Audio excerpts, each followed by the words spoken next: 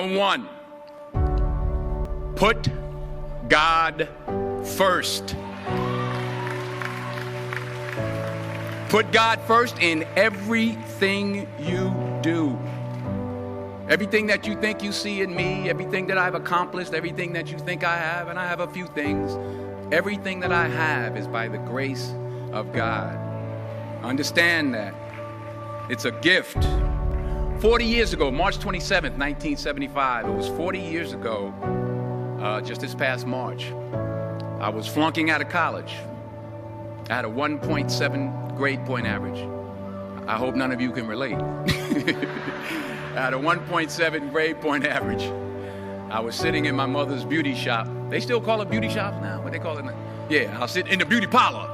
I was sitting in my mother's beauty parlor, and I'm looking in the mirror, and I see behind me this woman under the dryer. And every time she looked up, every time I looked up, she was looking at me, just looking me in the eye. And I didn't know who she was, and I said, she said, somebody give me a pen, give me a pencil, I have a prophecy. March 27, 1975, she said, boy, you are gonna travel the world and speak to millions. Now mind you, I was flunked out of college.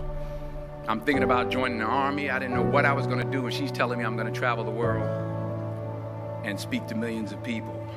Well, I have traveled the world, and I have spoke to millions of people. But that's not the most important thing, the success that I had. The most important thing is that what she taught me and what she told me that day has stayed with me since. I've been protected, I've been directed, I've been corrected. I've kept God in my life, and it's kept me humble. I didn't always stick with him, but he always stuck with me.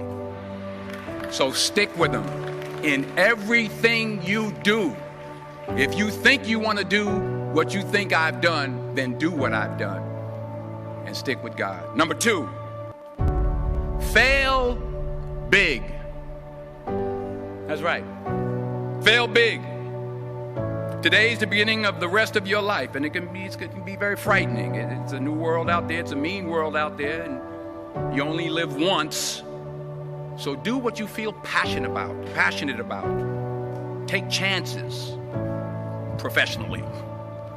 Don't be afraid to fail. There's an old IQ test, was 9 dots, and you had to draw 5 lines with a pencil within these 9 dots without lifting the pencil. The only way to do it was to go outside the box. So don't be afraid to go outside the box. Don't be afraid to think outside the box. Don't be afraid to fail big, to dream big. But remember, dreams without goals are just dreams, and they ultimately fuel disappointment. So have dreams, but have goals. Life goals, yearly goals, monthly goals, daily goals. I try to give myself a goal every day. Sometimes it's just to not curse somebody out. Simple goals, but have goals.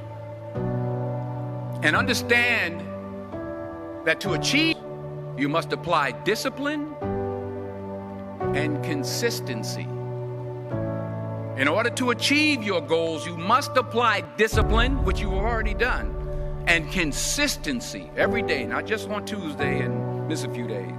You have to work at it every day. You have to plan every day. You've heard the saying, we don't plan to fail, we fail to plan. Hard work works. Working really hard is what successful people do.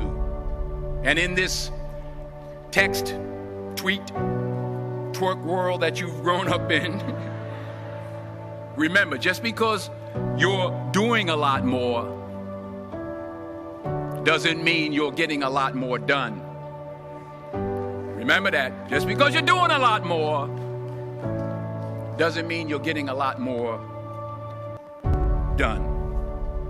Don't confuse movement with progress. My mother told me, she said, yeah, because you can run in place all the time and never get anywhere. So continue to strive, continue to have goals, continue to progress. Number 3,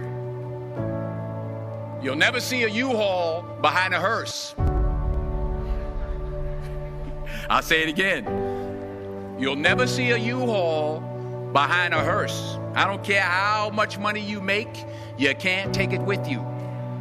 And it's not how much you have. It's what you do with what you have. We all have different talents. Some of you will be doctors, some lawyers, some scientists, some educators, some nurses, some teachers. Yeah, okay. Some preachers. The most selfish thing you can do in this world is help someone else. Why is it selfish? Because the gratification, the goodness that comes to you, the good feeling that I get from helping others, nothing's better than that. Not jewelry, not big house I have, not the cars, but it's the joy. That's where the joy is, in helping others. That's where the success is. Finally, I pray that you put your slippers way under the bed tonight. To wake up in the morning, you have to get on your knees to reach them. And while you're down there, say thank you for grace. Thank you for mercy. Thank you for understanding. Thank you for wisdom. Thank you for parents. Thank you for love. Thank you for kindness. Thank you for humility. Thank you for peace. Thank you for prosperity. Say thank you in advance for what's already yours. That's how I live my life. That's why I am, one of the reasons why I am today. Say thank you in advance for what is already yours. True desire in the heart for anything good is God's proof to you sent beforehand to indicate that it's yours already. I'll say it again.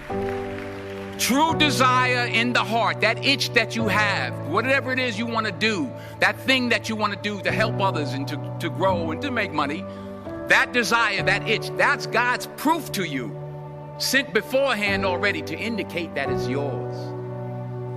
And anything you want good, you can have. So claim it. Work hard to get it. When you get it, reach back. Pull someone else up. Each one, teach one. Don't just aspire to make a living. Aspire to make a difference.